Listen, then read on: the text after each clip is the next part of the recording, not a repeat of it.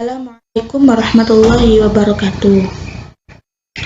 Untuk pertemuan kedua hari ini, kita membahas yaitu tentang menghindarkan diri dari tindak kekerasan, yaitu berhubungan dari pertemuan yang pertama, yaitu toleransi. Nah, menghindarkan diri dari tindak kekerasan itu apa sih?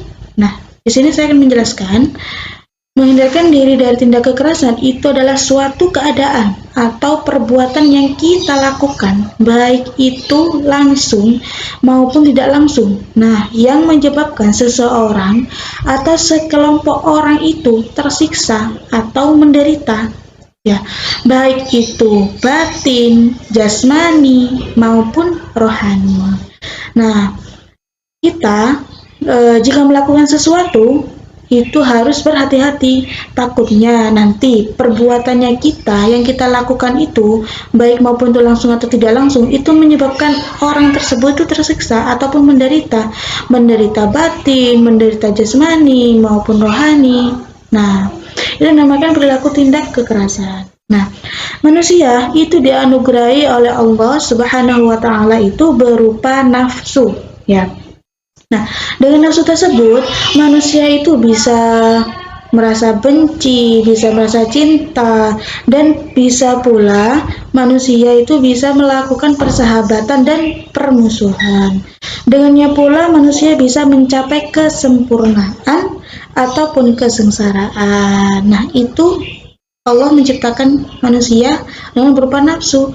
Nah, kita kadang bisa merasa cinta, kita bisa bersahabatan dengan teman, kita bisa bermusuhan. Nah, itu nafsu. Ya, hanya nafsu yang telah berhasil dijinakkan oleh akal saja yang akan menghantarkan manusia kepada kesempurnaan. Begitu. Namun sebaliknya, jika nafsu di luar kendali akal, niscaya itu akan menjerumuskan kita ke dalam jurang kesengsaraan dan kehinaan. Ya.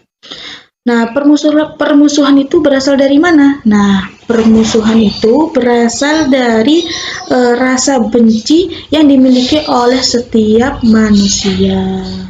Nah, sebagaimana cinta benci itu berasal dari nafsu yang harus bertumpu di atas pondasi akal. Nah, permusuhan di antara manusia itu terkadang karena kedengkian pada hal-hal yang sepele atau dengan hal-hal yang berhubungan dengan duniawi.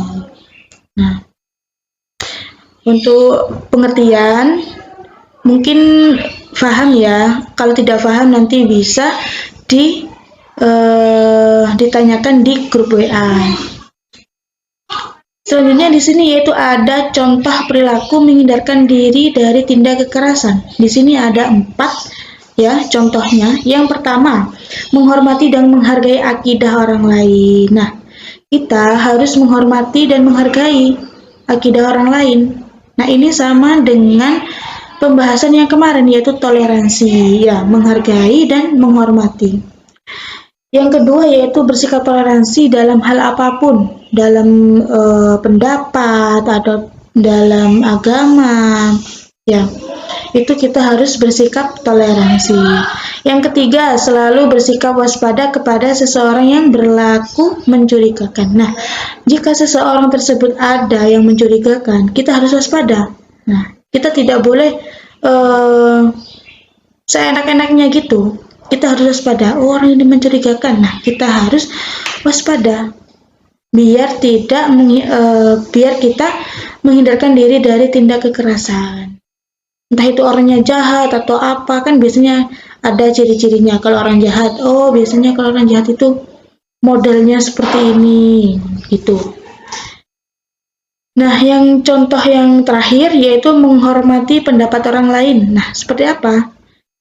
Seperti si A berpendapat seperti ini, si B berpendapat seperti ini. Nah, di antara A dan B ini kita harus menghormati pendapatnya. Menerima pendapat si A, A juga menerima pendapat si B. Nah, biar kita biar menghindarkan diri dari tindak kekerasan. Yang selanjutnya yaitu kekerasan. Di sini ada dua golongan. Yang pertama kekerasan sembarang, yang kedua kekerasan terkoordinasi. Nah, kekerasan sembarang ini apa? Yaitu yang mencangkup kekerasan skala kecil. Nah, contohnya seperti pencuri, perampok, kemudian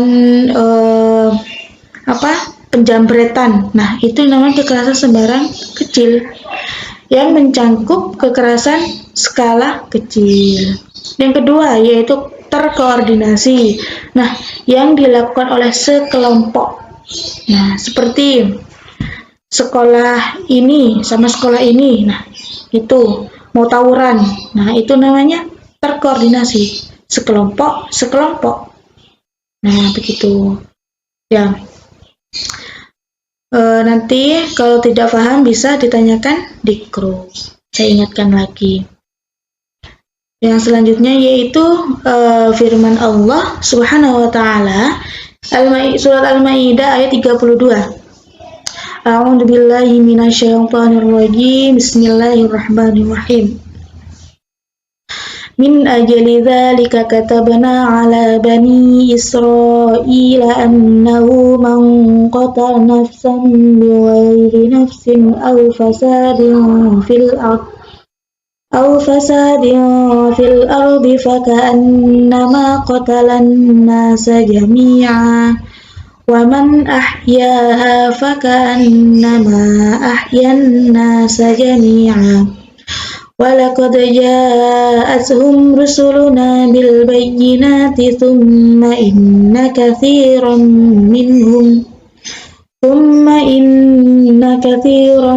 مِّنْهُمْ بَعْدَ ذَلِكَ فِي الْأَرْضِ لَمُسْرِفُونَ. Shadaqallahul Azim. Nah, yang artinya oleh karena itu kami tetapkan suatu hukum bagi Bani Israel.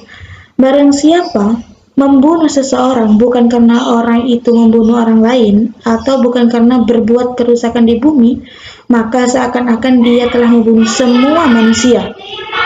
Nah, barang siapa memelihara kehidupan seseorang manusia, maka seakan-akan dia telah memelihara kehidupan semua manusia. Sesungguhnya Rasulullah kami telah datang kepada mereka dengan membawa keterangan-keterangan yang jelas. Nah, tetapi kemudian banyak di antara mereka setelah itu melampaui batas di bumi. Nah, di sini saya akan menjelaskan asbabun nuzul, yaitu Allah Subhanahu wa taala menjelaskan dalam ayat ini bahwa setelah peristiwa pembunuhan Qabil terhadap Habil, Allah Subhanahu wa taala itu menetapkan suatu hukum bahwa membunuh seorang manusia itu sama dengan membunuh seluruh manusia. Begitu juga menyelamatkan kehidupan seseorang manusia sama dengan menyelamatkan seluruh manusia. Nah, ayat ini itu menyinggung sebuah prinsip sosial di mana masyarakat bagaikan sebuah tubuh, sedangkan individu masyarakat itu merupakan anggota tubuh tersebut. Nah, apabila sebuah anggota tubuh itu sakit, ya, maka anggota tubuh yang lainnya pun itu sakit. Nah, begitu. Nah, begitu juga apabila seorang itu berani mencemari tangannya dengan darah orang yang tak berdosa, maka pada hakikatnya dia telah membunuh manusia lain yang tidak berdosa. Nah, dari segi sistem penciptaan manusia, terbunuhnya Habil telah menyebabkan hancurnya generasi besar suatu masyarakat. Nah, yang bakal tampil dan lahir di dunia ini. Al-Quran itu memberikan perhatian penuh terhadap pelindung jiwa manusia dan menganggap membunuh seseorang manusia itu sama dengan membunuh sebuah masyarakat. Nah, selanjutnya yaitu Islam di sini, ya. kita sebagai umat Islam itu dilarang melakukan tindak kekerasan. Nah, bahkan memberikan isyarat pun untuk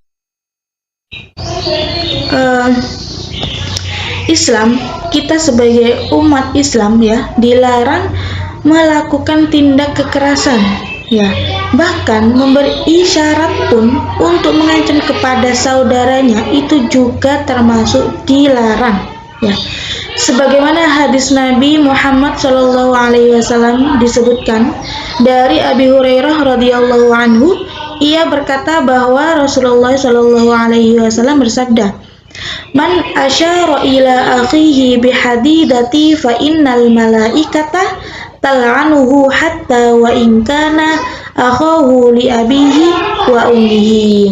Yang artinya, barang siapa mengancurkan senjata tajam kepada saudaranya, nah maksudnya itu membunuh ya, maka para malaikat itu akan melaknat sampai dia meninggalkan perbuatan tersebut. Nah, walaupun saudara tersebut yang dibunuh itu saudara sekandung, sebapak ataupun seibu, itu para malaikat akan melaknatnya sampai dia meninggalkan perbuatan tersebut. Begitu. Nah, selanjutnya di sini saya menjelaskan hukum-hukum tajwid yang di ayat Al-Maidah 32. Nah, di sini ada 3 lafaz. Yang pertama yaitu kata benah. Di sini hukum bacanya kata benah yaitu qalqalah surah. Nah, dengan alasan ba yang ada di lafaz kata benah itu bersukun asli. Ya, asli kata benah. Nah, maka hukum bacaannya qalqalah surah. Yang kedua, Bani Israilah. Di sini ada 2 kata. Bani Israilah. Nah, ro'ilah itu hukum bacaannya yaitu mad jaiz munfasil. Alasannya kenapa? Mad asli bertemu dengan hamzah tidak dalam satu kalimat.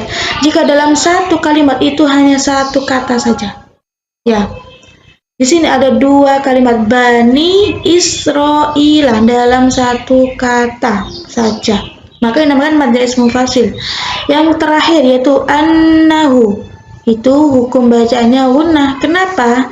Di situ ada nun yang bertasydid. Nah, annahu, maka hukum tajwidnya yaitu dibaca gunnah. Nah, untuk tugasnya di sini saya akan memberikan kepada kalian yaitu meresum dan memberikan contohnya. Ya. Dan yang kedua yaitu menyalin hadis dan artinya. Nah, di sini saya harap kalian itu mengumpulkan tugas itu dengan tepat waktu, karena tugas harian ini bisa nanti menambah nilai ujian kalian. Ya. Dan terima kasih untuk sampai di sini penjelasan saya. Dan nanti kalau ada yang belum paham ataupun kurang jelas bisa bertanya di grup ya. Untuk pengabsenannya nanti bisa komen di bawah ya, nama dan kelasnya. Ya, terima kasih. Wassalamualaikum warahmatullahi wabarakatuh.